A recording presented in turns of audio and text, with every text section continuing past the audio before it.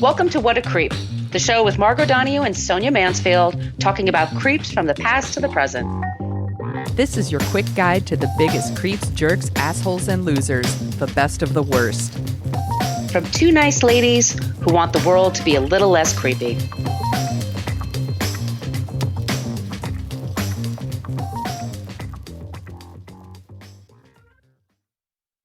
Welcome back to What a Creep. This is Margot Donohue, and my cohort and creepitude, as always, is the amazing Sonia Mansfield. Hey, Sonia.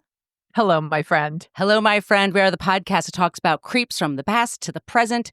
We are talking about a creep who's been creeping for quite a while now. We've talked about P. Diddy before, but we have a special guest today who's talking about a new podcast devoted to all things Puff Daddy and the trial that's coming up. We are very excited to have him, but if this is your first time listening, we want to let you know that we always end the show with somebody who is not a creep, so you feel a little bit more hopeful about the world than when you started at the top of the show. We try. We do our best. We are always looking for suggestions, by the way, for creeps and for non-creeps. So let me just give you the rundown on social media. We have a basic Facebook page. That's where people go to complain about our language. This is your big warning. We use salty language in this program. And today's guest and creep, not our guest, obviously, but the creep we're talking about today, we're going to be talking about some creepy stuff. So if you have kids in the car or whatever, maybe think twice about that. We are much more interactive in our private Facebook group. You type What a Creep podcast group and ask to join and hang out there. We talk about pop culture, things happening in the news, things like that. We're on Instagram, Threads, and Blue Sky at What a Creep Podcast. And we have an old-timey email, whatacreeppodcast@gmail.com. And if you would like some stickers, and I've been saying this for a couple of weeks now, but y'all, I will do this weekend. I will get out those stickers. I will make it happen. I have not ignored you. She hasn't. She'll do it. I will do it. Sonia, you want to tell them about the website?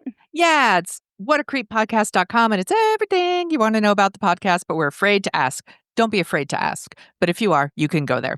And you can open up each of the blog posts, and you can see our show notes, because we source everything we're doing. We're not making this stuff up.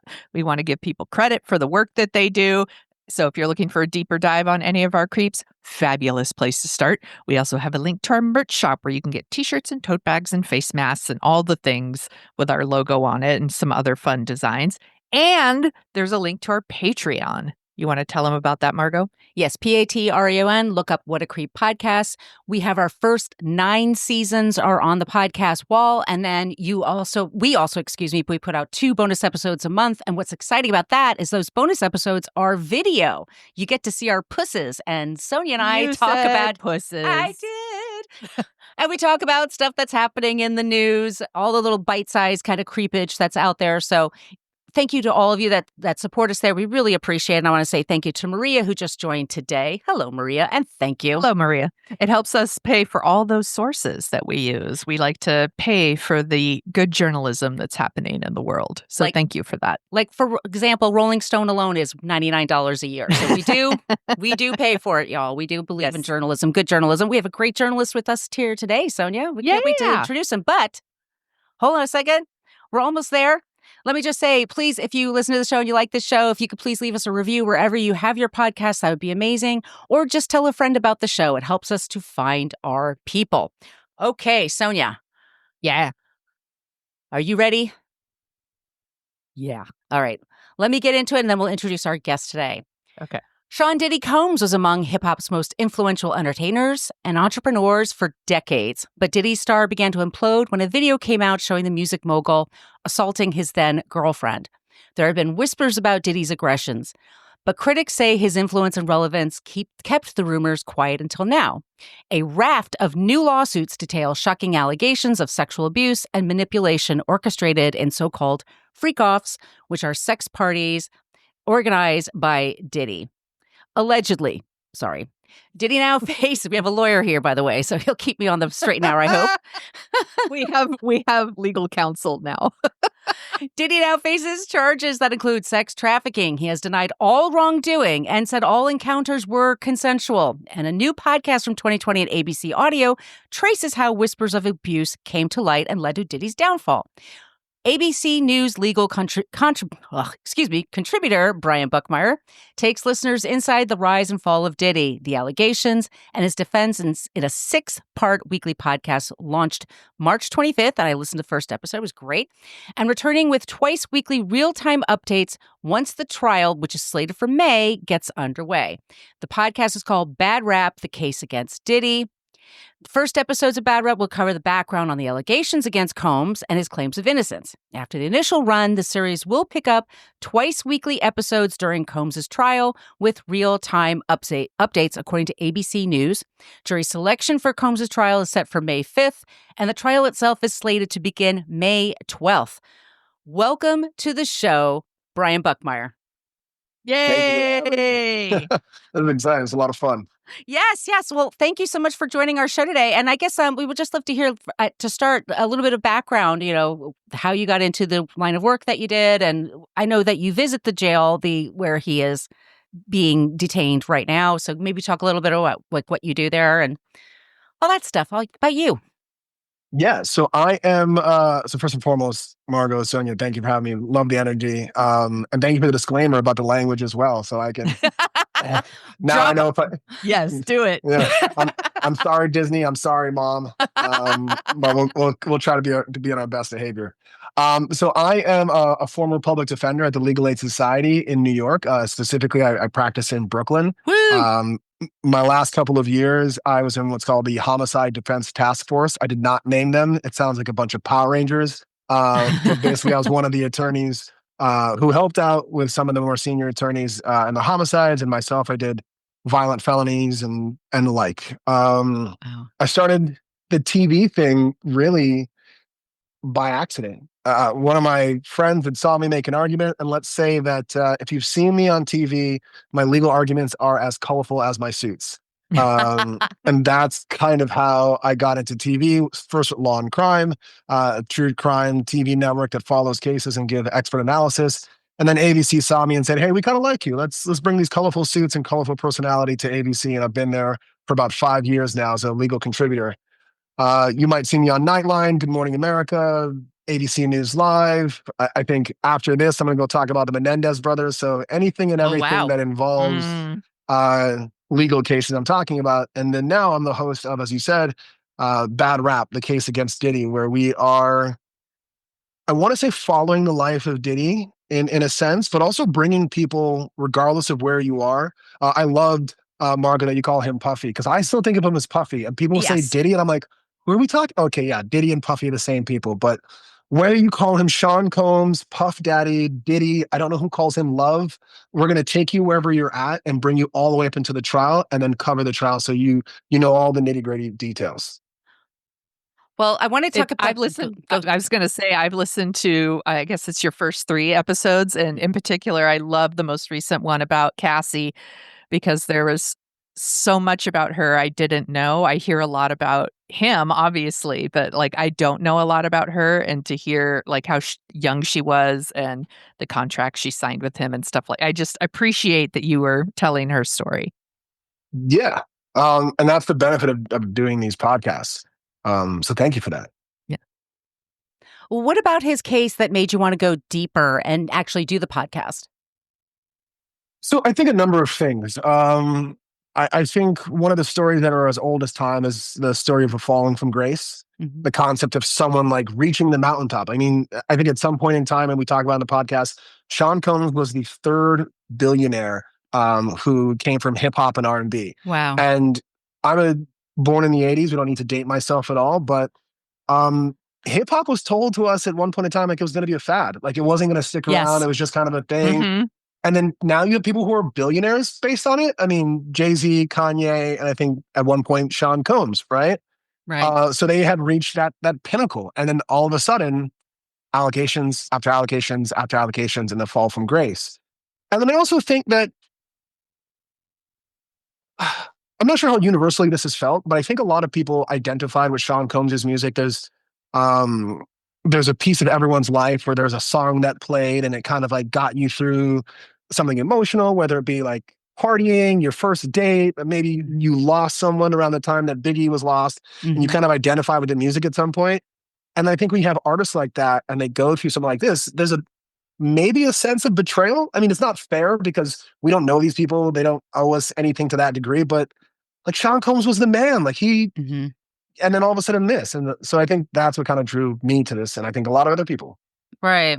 Well, I was saying to you off the air that I used to work at Dan Flores, and this is in 1999, 2000, when he was poofy, and his publicist was named Natalie Moore, and she's this very vibrant Australian woman, and she was working with him up until just a few months ago. Not sure why she quit, but I do remember we worked many, many, many events, and when you work at an agency, you use all the different clients, for stuff, and so we're constantly trying to get Puffy or any of his multiple artists that he was trying to promote, at our event. So he was everywhere and everybody loved him. And it just seemed like grandparents knew him, parents knew him, white people. Like he just seemed to infiltrate and just be able to like attract everybody. Yeah. I think I tell the joke in one of the podcasts that when Puffy first came out, so I was the kid who wore, if you guys, again, don't want to date myself, when Criss Cross came out and they were wearing those clothes backwards. Jump. We could react. Yeah. I wore my clothes backwards for a week. And then if you know anything about Jamaican mothers, I got my backside beat for a week for wearing backwards clothes. And it was the same thing when I wanted to sing Puffy lyrics. And then now, or maybe not now, but 5 years ago, my mom would be like, why can't you be more like Puffy? And I'm like, you wouldn't let me buy his CDs. Like, what are you talking about? Do you remember LL Cool J had the pant leg? Like one was up and one was down? He had a... Yes. Yeah. Yeah. Did I maybe call myself? So again, I'm not sure if you know what LL Cool J stands for, but I think it stands for Ladies Love Cool J. Yes. Did I used to call myself LL Cool B? Yeah. we gravitate towards this in a way that it was a part of our identity, and now it's ooh, this is maybe not something I want to identify with. Was LL Cool J around the way girls? Was that him? Yeah. That's him. Yeah. See, we know our stuff. We're older than you, so we're a little bit. Just a little, just by a little. Just we're Gen Xers, so but I do remember when rap came out. Hip hop didn't exist as a word for me until 1990. It was rap before that, and it was a very small, narrow thing. And then to watch 10 years after that, Puff Daddy, just like I said, just had so many businesses that he had in addition to. Do you talk about the basketball event, by the way, the tragedy? The City College Stampede, yeah. So throughout the idea of the podcast, especially the first 6 episodes that lead you up to the trial, is to give you enough background as to who Sean Combs was. So we start from the time that he was born in Harlem and moved to Mount Vernon, and then him kind of going to college and then dropping out and working at Uptown Records and then stepping out. So it's everything. It's something. So what, I'm in my late 30s. My brother, he's in his early mid-20s. My mother's in her, we'll bleep it out so she doesn't get mad at me for saying her age. She's our age, probably. We all know different stories of Diddy, but I think regardless of where you come in to this podcast, you're gonna be like, oh, I learned something. Yes. I didn't know about the City College Stampede where people were injured and died, and he was accused of overselling the place, and there were civil lawsuits, but somehow we all forgot about it. Yeah. And then there was the case where J-Lo supposedly had a gun in the bag, and Shine went to jail for a shooting in a nightclub, and we're all like, wait, but we forgot about that. And the podcast kind of brings those back to you in a way of being like, were these red flags that we all just kind of ignored or looked past, and we could have maybe seen this coming? Or is this just an outlier, these allegations now? And we kind of leave you as the audience to come to your own answer. Wasn't there somebody who used to stab people? Was it Jay-Z? There was somebody that used to get in trouble for stabbing around that time too. Okay. Never mind. No, sure. That's the next podcast, I guess. We'll figure it out. There you go. Well, so P. Diddy has been in the spotlight since the 90s. So I'm assuming you've gone through decades of interviews and video footage. And how many hours do you think you've gone through of footage? The great thing is I don't have to go through it. And there are some phenomenal people at ABC Radio in 2020 who have gone through the hours of it. I get to be I like to call it a legal princess. And I just feel like I just know the law. Bring me the transcripts or the indictments, and I will read those and I will tell you what they mean and I will explain how it works. Um, I know of through reputation some of the attorneys who are representing him. I can explain that. But if you want to go through like hours of stuff, I'm a legal princess. That someone else does that, and I thank so much the men and women who work at ABC who do that because it really brings this podcast to life. Where did you go to law school? I went to Washington and Lee School of Law. It's in Lexington, Virginia. Yeah, it was a great time. I had amazing professors. Somehow they molded this ridiculous mind into a legal scholar and then went to law school. Became an attorney. And do you enjoy being an attorney? Yes. I laugh because I had this conversation with my father-in-law when I asked if it was okay if I married his youngest daughter. And he was like, so like, what are you going to do? Like, just be a public defender all your life? And it's like, maybe it's what I love. Like the law fascinates me. And I think in this podcast, what I really enjoyed is ABC Audio and 2020 were really keen on telling a story. And they let me be a legal nerd when I could be a legal nerd.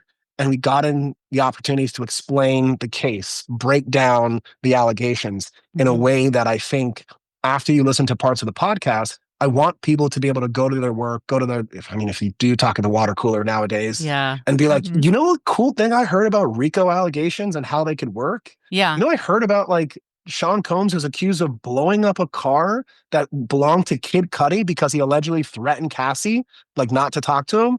And we try to bring in those little nuggets to make it really interesting for everyone.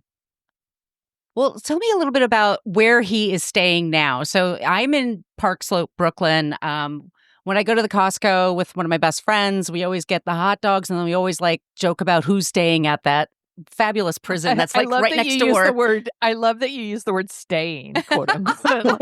like he's just visiting. He's just guests.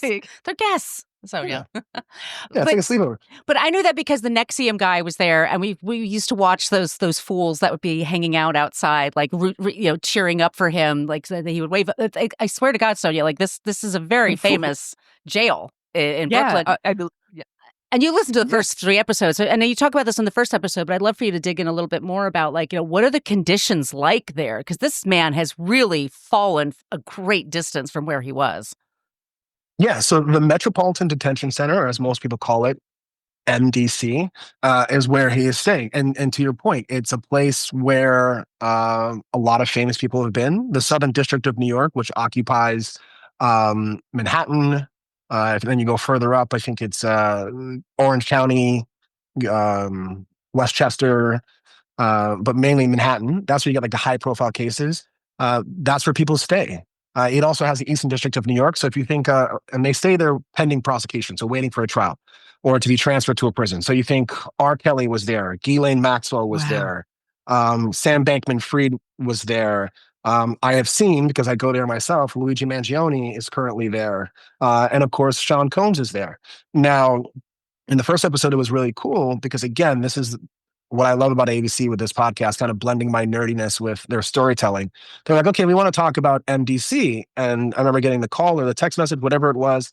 I'm like, when can we record you talking about MDC? And I was like, well, I'm going tomorrow to go see one of my clients. Do you just want to go with me? And you can you can't go inside because there's no cameras, but I can show you what the building is. I can show you the different wings and explain to you that there's general population where most people are interacting with each other on various floors of MDC. There's also segregated population where we know Sean Combs has spent most of his time where he's not with general population. He's not really in isolation by himself, but he's in a smaller unit where there'd be greater protection and greater oversight and people who are famous, because you don't want Sean Combs interacting with the general population for his safety and the safety of others for a number of reasons that we get into the podcast. I can't imagine the what they have to go through to keep him separated from other people and to keep him safe, because there's. Yeah. And I mean, and then also, we listed a number of people who have been at MDC. Also, Jeffrey Epstein was there. And we all know what happened in that situation. And so there's been a greater scrutiny of protection just so that people are still safe while they're in there, but also that the victims and alleged victims get their day of justice, because someone not making it to court robs them of that as well. Well, there was also a time when you said like the power went out and they were without heat and electricity for like a week. Like what kind of conditions is he really under there? Yeah, so it's bad. I mean, Yeah. it's not good. I know if you're comparing it to other places like Rikers, I've heard people say it's not as bad as Rikers, but it's still not great. Hmm. I think what you're talking about is during the pandemic, there were power outages during the summer and the winter, where New York is not the warmest place in the world, and just to remind people, we are on the ocean.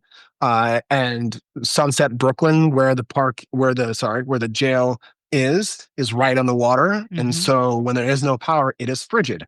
I've heard stories both through litigation as well as current and not so much current, but former clients talking about the stories they've heard of people being without power, having to shower in the toilet. So if you can imagine standing over your toilet and then dumping water on yourself so that the water catches into the toilet, because you can't let the water catch onto the floor because there's not appropriate drainage. And that's how you shower. So you got to go to the sink, take the water, pour it on yourself, and clean. So I've heard stories like that. And then of course it's cold and no heat. And then in the summer, it would be just hot and no AC. And it's humid in New York. Yeah. Yeah. And then lockdowns occur often as well, where there might be understaffing. And I do have to put this little plug in for the correction officers at MDC. From what I've seen, professional overall. The biggest slight I would say about MDC is often understaffing. And that's not a dig at those who are working there. It's like anywhere else. You go to a fast food restaurant and you want to get your food, but there's only one person behind the counter. You don't shoot the messenger. You say, hey, like this place should be better staffed to make it work better for everyone. Yeah. And I think that's where a lot of the issues come when it comes to lockdowns, people being kept in their cells longer than they should, and kind of the shortcomings of MDC generally. But of course, like any other job, there are bad apples who do bad things. But what I'm saying is the majority of issues I see are with staffing. Yeah. Well, that and we're all entitled to due process. So that does mean that they should be able to be, kept someplace where they do have the basic decent things that people need. How much access does he have to a lawyer, to the internet, to anything? What is his electronics life like? So no electronics. And Wow. we know that from his arguments to try to get out on bail, and there were 4 arguments, each one of them denied, that in the process of that, the government, or prosecutors, as they're also called, came forward and said, no, he's going to be a danger to society. Look, we have him making phone calls, trying to tamper with witnesses, telling people to go talk to this person to say, I'm going to take care of you. And they made all these allegations. And so from what I understand, his ability to contact people outside has been limited to phone calls. Wow. And he doesn't have a laptop. He doesn't have the internet to kind of go searching through things.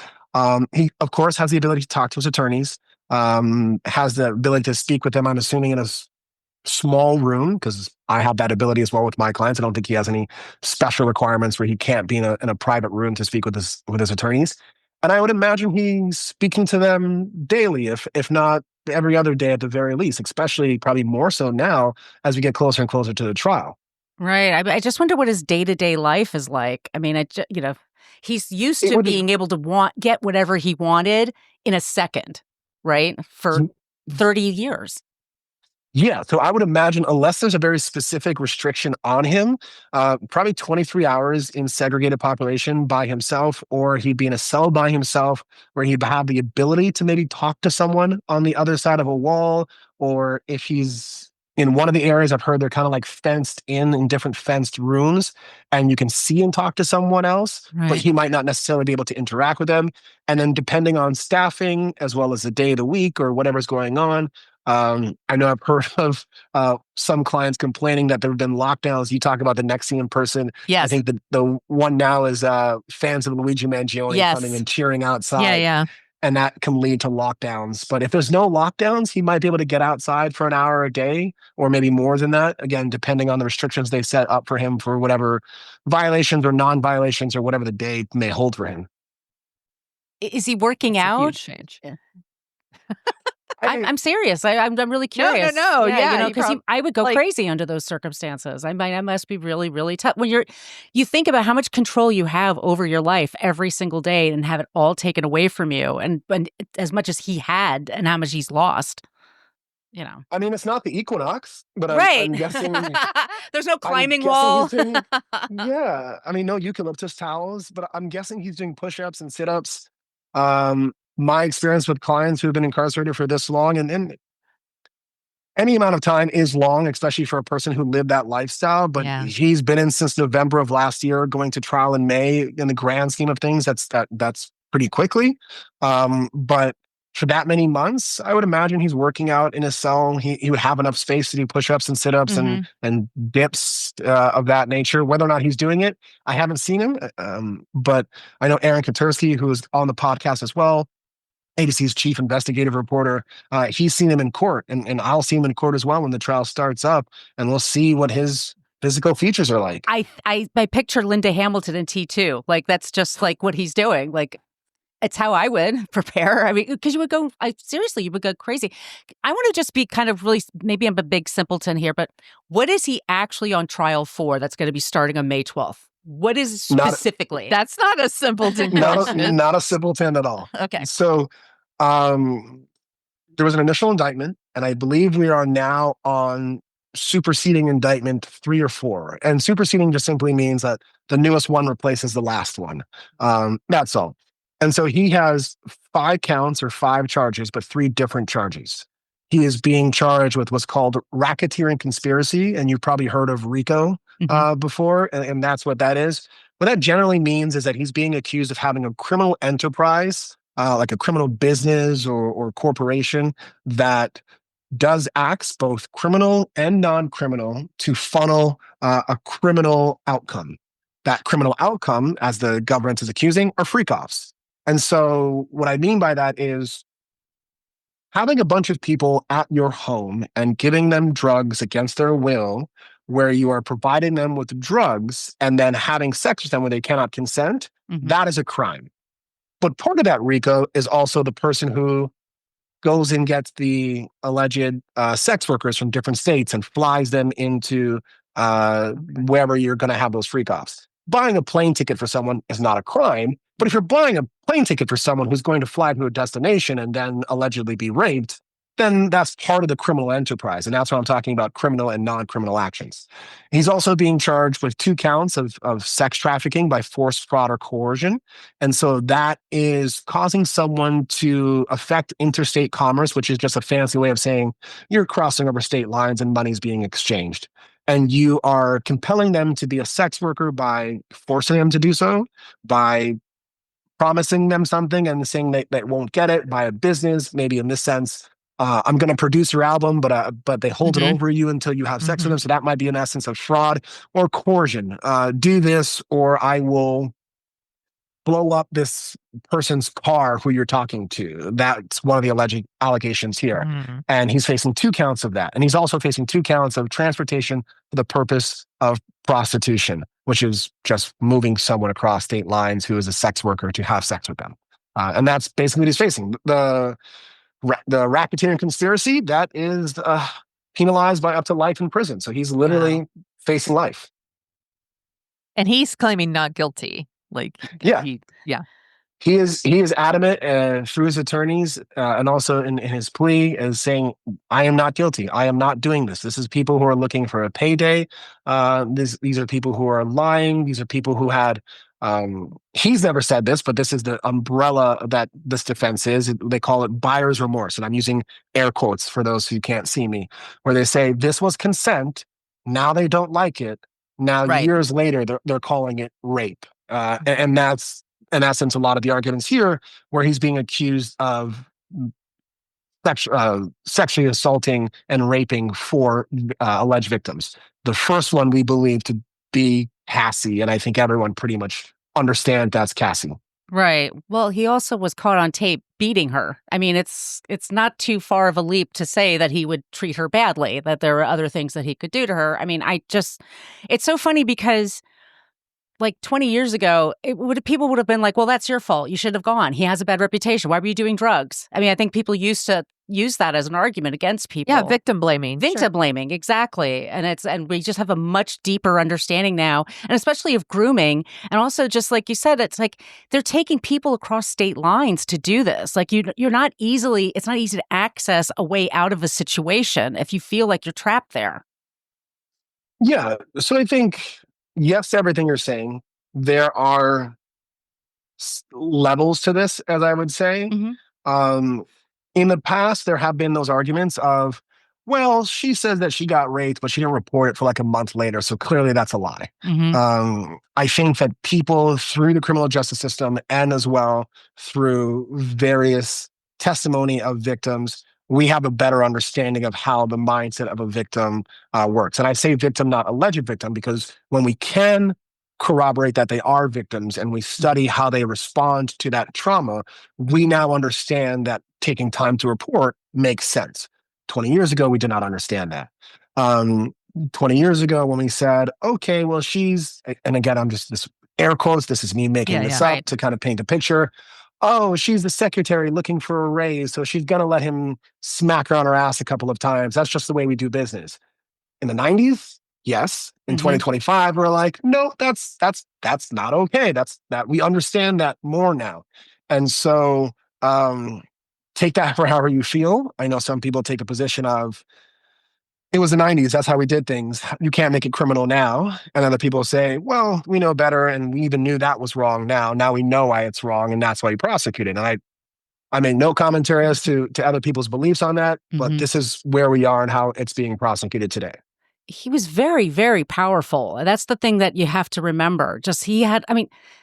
The presidents, he was friendly with all the presidents, with Donald Trump, the current president we have now, but also former presidents. I mean, he had white people and black people like completely in his pocket. And so he had the Declaration of Independence at a party. That story is bananas to me. Can you say that story, please? So, and just as a background, I'm Canadian, studied American law. I understand how you guys revere the Declaration of Independence.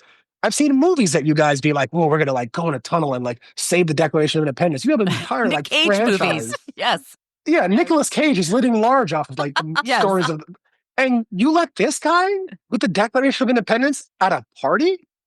Like that's the amount of power that he had. And I think the story is, and we tell it in the podcast, that he started the vote or die kind of campaign. Yes. At the time, there was this little unknown senator from Illinois who had dreams about being the president. And he did. Barack Obama became the president. And there's this movement about vote or die, the African-American and Black community having much more participation in voting. And for one of his white parties on the 4th of July, he showed up with a Declaration of Independence. So like, yeah, he had a lot of power. Yeah, and I was also saying, there were younger artists that he took care of, and one of them was being Justin Bieber, and Justin Bieber is having a lot of kind of difficulties now, but it does kind of make you wonder what it was like for him when he's like 14, 15. Like, how much power, Canadian, by the way, also just, but how much power did he have or his father had? I mean, just he dazzled people, being my point. Well, the good thing about the podcast is we kind of jump back. We jump back and kind of chronologically look at his life and his rise to fame, how there were all these kind of red flags or brushes with the law, and then how they kind of just fell apart. But we also juxtapose what we knew of Sean Combs in the public eye and the allegations that we're now learning now. So we look at the Conan O'Brien interview where he says, "Oh, yeah. Yeah, parties got to make sure that there's water for women because, women get thirsty. And then sometimes we like lock the doors and we all laugh then. Oh my God, but now yes. we're like, locking doors? What? Like, now we understand. Like, that's wild. You look at some of the interviews with Usher, who was mentored by Sean Combs beforehand, where he says something to the effect of, well, I saw some things that like I might not have been prepared for the time. And I think the interviewer asked, well, would you let your children go to a Sean Combs party? He's like, hell no. You see some of the interviews with Justin Bieber and you kind of see like this kind of uncomfortableness. And I think people are looking back on this now and just being like, shit, did we miss? Yeah. Do we miss something? And then we kind of ask that question again. Sean Combs, and this is a lawyer in me, kind of put the hat back on. Yeah. Sean Combs is innocent, and I don't even say until proven guilty. I say he's innocent unless he is proven guilty, because it's still a question mark, right? His attorneys have vehemently denied the allegations, and he deserves that presumption of innocence from the jury, not necessarily everyone else. The jury has to give him that. But there's enough that you can kind of look back and be like, what was that about now? You can listen to Howard Stern interviews. I mean, it's such an interesting zeitgeist of what is going on in the culture. You go like 1995 Howard Stern interview with our president, Donald Trump, let's just say, and they goof off and say, "Oh, you're a sexual assaulter." He goes, "Oh yeah, I'm a predator." Ha ha ha ha. And everybody laughed about it. Yeah, hilarious. And then 25 years later, he's running for president. Like, "Oh no, that's never what happened." I mean, then when Howard Stern now talks about people, and he has people like Usher on, and Usher says, "No, I would never bring my kid there to one of those parties." Whereas 20 years ago, they would have just laughed it off. I mean, you can kind of see the change of like how we talked about things. Partying was in the 90s especially was considered like you're right, Mm-hmm. Oh, yeah. I mean, I go back and forth on this because people always ask me this question, like, what do you think? Because like back then we did things differently than we do now. And I say, don't ask me questions. I was born in the 80s, where in the early 2000s, it was socially acceptable to like walk up behind a group of women and like just gyrate your like groin on a woman's backside. And if two of her friends looked at you and like gave her friend the thumbs up and be like, he's cute, like that was socially acceptable. And then now I would never imagine dancing with, I would like just go face to face, like, hey, nice to meet you. Would you like to dance? Like, so yes. Do I agree that certain things were different back then? Absolutely. But that's not what's being alleged here. It's not like the awkward social stuff. He's accused of putting GHB, I believe, in industrial quantities of baby oil and putting them on people and allegedly having sex with them at freak offs and recording it and directing it and people saying, I don't want to participate in it. He's accused in some civil lawsuits of following up and choking people to make sure that doesn't come out. There's, I think, a world apart from like, we used to do things differently and then some of these allegations. And yeah, there's certain things that we used to do that Diddy did, but then some things I'm like, ooh. But again, allegations. And I've seen bad allegations before, and I've seen people be found not guilty. I've seen bad allegations before, and then go to the trial and be like, wow, it was worse than what I thought. Right. And we're just going to have to figure out which one it is for Sean Combs. What is his life like with civil lawsuits that are coming up? So right now they're pretty much on pause. And the reason why civil lawsuits are typically on pause is because the nature of civil lawsuits, as they begin to progress, at some point in time, both sides have to sit down for depositions or just be questioned by the opposing side's attorneys. And so Sean Combs has the greatest of arguments to say, I can't sit down for depositions because that would violate my Fifth Amendment right. And the federal government is trying to take away my liberty. And so right now, I think it's like 50, 60 plus civil lawsuits that in some way, shape, or form are moving forward, not moving forward.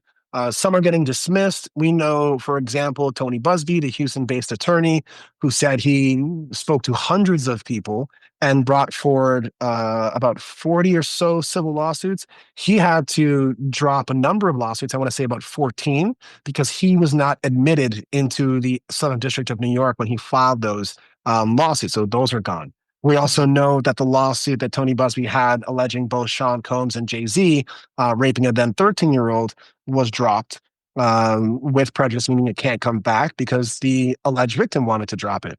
We also know that there are lawsuits where people are filing as Jane or John Doe, and it's getting to the point where the judge says, okay, you have to release your name or the case gets dismissed. And so we've seen some of those cases get dismissed because the alleged victim does not want to release their name. And so it's kind of like a bundle of those, some getting dismissed, some moving forward, some being paused, and really just waiting to see how this criminal case wraps up. Well, it's interesting because James Comack, who's a director, and Sonia and I did an episode about him, who is accused by dozens of women or hundreds of women, I mean, many women. And yesterday was what, $1 billion, the judgment? Yeah, it was like 1.2. Yeah. And I think in his mind, like, well, I'm 80 years old. I'm probably going to be dead soon anyway. So what are you going to do about it? But it's a different thing when it's that kind of a civil lawsuit versus a criminal a case that he's doing now.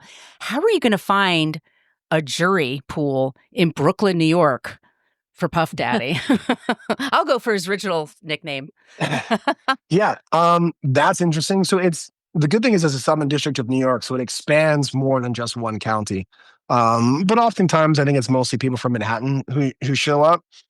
And it's going to be difficult, but I don't think impossible. I think them believing that they'll start jury selection on May 5th, sorry, and then start a trial on May 12th, a week after, and it's not 7 days, it's 5 days because we don't show up on the weekend.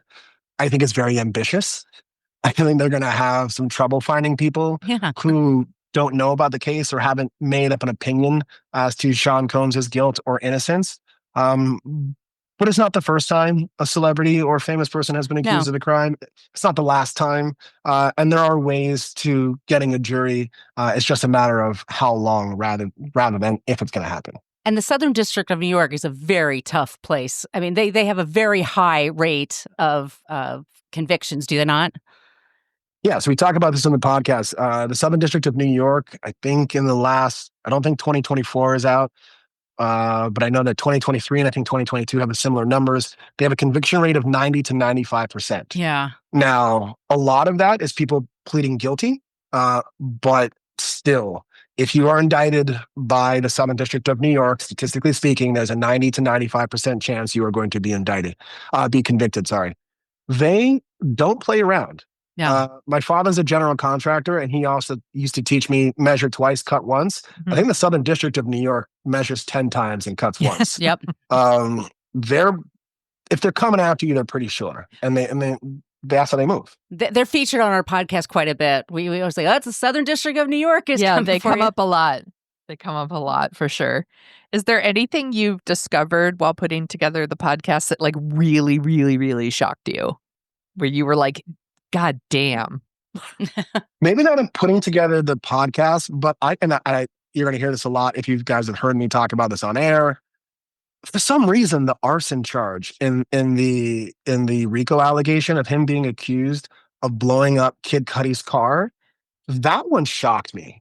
And I think the reason why that is I represented, I think, over 5,000, maybe 5,500 people. It's really hard to shock me when it comes to criminal cases. Yeah. I've worked with ABC for 5 years, Law and Crime before that. I've maybe watched thousands of trials now. You're not going to shock me. In fact, during the podcast, a lot of the times, the producers are like, Brian, you got to say this like it's exciting or like it's shocking. It's like, I talk about rape 5 times a week. Like it's like that's my normal day, unfortunately. So not a lot shocked me about Diddy, but the arson did. Because typically that's not something that person who's accused of raping individuals do. Like that veers into Bond villain territory in my mind. Or Goodfellas. And that was shocking. Yeah. That's where I think it is. Yeah. The video of Cassie was shocking to me, not because of the assault of an individual. I've unfortunately watched more videos of people assaulting each other than I care to say. But this one was unique to me. This wasn't, I'm fighting someone because it's gang related and you shot my friend and I'm shooting back, or this is domestic violence and I'm angry because you cheated on me. This was, in my opinion, you're my property. Yep. And I'm going to treat you as such. And I just saw a level of dehumanization that, and again, was on the Homicide Defense Task Force of the Legal Aid Society. I have seen autopsies. I've seen people get shot and killed. I have seen people in front of me get killed. But this one to me was that's a different level of assaulting someone. And that took me back a little. And what happened with that? Did the hotel pay off, or did he pay off the hotel for that, or? So, and we dive a little deeper into it for the podcast, and I'm sorry if I keep saying that, No, but I that's want to fine. only, No, that's why we're okay. here. You're here to promote it. Yeah. I only want to tease you guys. I want to give you everything. I still want you guys to go and listen and give commentary, good and bad, because I like to try to get better with every episode, and so we do take the commentary seriously. I know some people think like, oh, it's ABC, it's like this giant engine. You guys don't really care. It's like, no, I care about your guys' commentary. So please do go and listen and do that. I want to provide the best product for everyone. But with the allegation of, kind of lost my train of thought there. Sorry, because I want to thank people first. Um, with the allegation, we do go in the podcast where we kind of highlight that it's happened. We talk to people in the background, and we try not to provide an answer. We try to give more background of like, all right, here is this fact that lends itself in this direction. Here's what the defense is saying. Here's what the government's saying. Here's the evidence. Here's how both sides are arguing it through their motions. And then we're going to see how it plays out at the trial. Mm-hmm. What we often talk about in the show is a lot of our listeners always ask us about separating the art from the artist, and the the person that does bad things but they make great music. Michael Jackson is the great example of that. We grew up loving his music. I mean, I try to explain to somebody really young how famous he was at one time, and it's almost impossible to get across. Yeah, I mean, talk about someone who was giving you red flags for yeah, a really, really long time. And we were like, no, he's just eccentric or, whatever. he just has, Emmanuel Lewis in his lap, as a date for the Oscars or whatever it was. Yeah. And younger people then see that footage and watch the documentaries, and they're like, y'all are weird. Like, how did you not pick up on that? Yeah, no, I get it. Again, I've got siblings who are over a decade younger than I am, and I've had this conversation a lot. And I think they understand it. I think it's just more specific to the people that we watch. And I say, like, I don't know who the people in their 20s listen to. My sister says I'm the oldest young person she knows, or the youngest old person she knows. And I'm like, I don't know how to take that one. There's also like a list of words I'm not allowed to say on air. Like I've got ops, or I've got Riz. Yeah. I'm not allowed to use these words. My son says sus a lot. That's sus. Yeah. But I think everyone romanticizes their artists, their heroes, the people they look up to. And I think at some point there's a transition from being a person, an artist, and then an icon. And icons cannot be taken down. They cannot be damaged in a certain way. And going back to your example of Michael Jackson, there are videos of Michael Jackson stepping out on stage and women passing out. Like, they have to bring like medical services to help people. Like he didn't even sing, and people were passing out just because of his presence. Right. Yes. Like he was larger than life. And so I can see why people would have difficulties with being like, I don't know, I heard these rumors, but I don't really trust it because he's this and he's that. And so, yeah, that happens. And did that happen to us with Diddy? At the end of the trial, we'll find out. Mm-hmm. Yeah. How long do they think this trial will be? So the expectations I've heard is about 8 weeks. And just to kind of give you a reference, R. Kelly was in the Eastern District of New York, which is in Brooklyn. I would say like some of a sister court than the Southern District of New York. Similar allegations, not as much of a large breadth of allegations though. And that took 6 weeks. Okay. So I would anticipate this. The only question for me is, does this get resolved before or after the 4th of July? Yeah. Also, like, is he going to have anybody speak to his character? Are we going to have a parade of like famous people who are like, no, he didn't beat me up? I mean, I would imagine that family members, I would imagine that people that had worked with him, Mark Agnifilo, his attorney, from what I understand of his reputation, understands how to do holistic representation, both in terms of arguing guilt or innocence, but also if you get to that point of your client is guilty, how do you minimize damage through mitigation? And so I would expect that as well. I mean, say what you want about all of the famous men who have now been convicted of crimes, Cosby, R. Kelly, civil allegations against Michael Jackson. They did good. There are things that they did that really helped people. At one point in time, Sean Combs had, I think, a scholarship at his alma mater, Howard. I think Jackson State University, he donated $1 million to the sports, the athletic facilities there. There was good that they did. And I'm sure there are people who will come forward and talk about that good. But there are also going to be people who are going to accuse him and talk poorly of his character based on the allegations that he's facing now. All right. Can you say when it how often these episodes are coming out again? Yeah. So I believe was it Friday? So yeah. So episodes come out every Tuesday. There are 3 episodes out now. There will be 3 more, the next one being on Tuesday. And then when the trial begins, there will be 2 episodes every week, kind of just giving you updates as to what's going on. We're really, again, and that's why I kind of go back to give us feedback. Let us know what you want to look at, because we want to tell a story, but we also want you to understand the trial as best as possible. Because unfortunately, until the Supreme Court decides to change this, federal courts don't allow cameras inside their courtrooms. And the Southern District of New York is a federal courtroom. And so you're going to basically get Aaron Katursky and I playing double dutch, running in and out of court. Something happens. One of us comes out and reports on it. The other one's inside. Going back, we might have a producer taking notes, but we're going to try to make it seem as much as possible like you're inside the court, whether you're like yourselves, Margot and Sonia, either if one of you is in Brooklyn or one of you in San Francisco, we want you to have an equally beneficial experience with the trial. Yeah, you're going to be our eyes. Yeah. Like, it's not just then this happened, then that happened. Like, you get to actually see what's happening. I'm looking forward to listening. I also want to give you guys the gamesmanship of it all as well. So when you sorry. That's okay.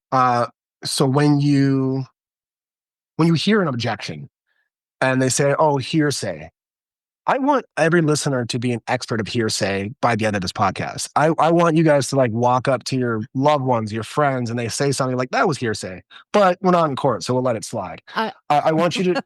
I would just not to interrupt you, but Lori Vallow is representing herself right now in trial, and she's on TikTok, and there are all kinds of clips of her, and it's just objection, hearsay, sustained. Yeah. Yeah. I'm watching that as well, and it hurts me so much.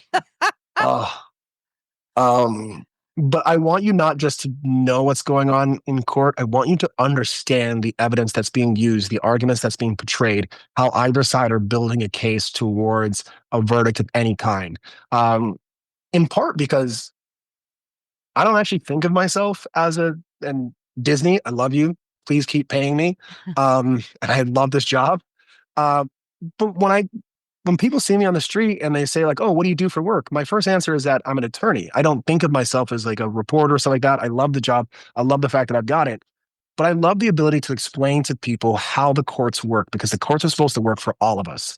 Whether you are a defendant in a case, a victim in a case, a juror, or just the public, because there is a public safety aspect to it as well. I want you to understand what's going on in court, because that's the best way that they can ensure the courts work the way they're supposed to. Yeah. Are you an American citizen now? Not as yet. The running joke is Lucky. I've made one. That's what I was going to say. The running joke is I have made one, I have married one, but I am not one as yet. I am eligible to become a citizen at the end of this year. Okay. Well, we'll check it back with you and see how that's going for you. Do we have any other questions? Yeah. I will say I will become a citizen. I want to become a citizen because my son is American. And if I'm going to be in a country where the rights of my wife and son are going to be decided, I'm going to participate. So for that reason, I will. I hope I never get called into jury duty, but other than that, yeah. What part of Canada are you from? You'd be so fun to have on a jury. Yes. I don't know if it would let me into a jury. I'd start talking and they'd be like, no, not this one. Well, where can people find you? So me personally, you can find me now. So the podcast. Well, you want this feedback, so we want to make sure everybody knows exactly where to reach you. Yeah, so you can find the podcast on Spotify or Apple Podcasts, wherever you get your podcasts. Again, Bad Rap: The Case Against Diddy. New episodes coming out every Tuesday, and then twice a week when the trial begins. And then, of course, selfless plug, the Buck, BUCKESQ, like the Buck Esquire. You can find me on Instagram, and there's posts there. ABC Audio in 2020 are posting up little clips there as well. So one way or another, you're going to find us. You'll see me on ABC News Live and other platforms like GMA and Nightline. So yeah, come check us out. We're reporting on Diddy every week, all the time, especially as we get closer and closer to the trial. Excellent. Well, Sonia and Brian, I have a really quick not creep if you're ready for a not a creep today. Something to cheer us up. So ready. It's Friday afternoon. We all need this before we order pizza and enjoy our weekend.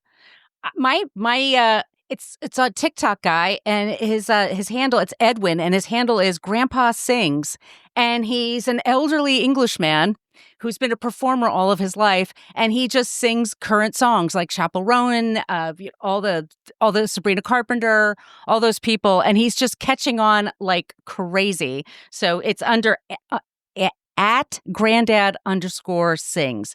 And will follow. He sings Pink Pony Club with the heart of a lion, and I am his newest fan.